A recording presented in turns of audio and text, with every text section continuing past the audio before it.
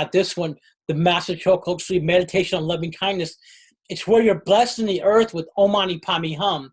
And when you're chanting Om Mani Padme Hum, tremendous energy comes down from, these Buddhas and Bodhisattvas.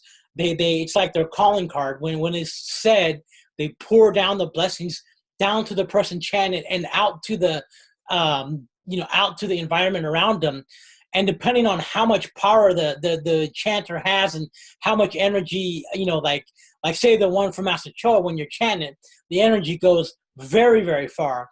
And so every sentient being in the radius of the energy gets uplifted.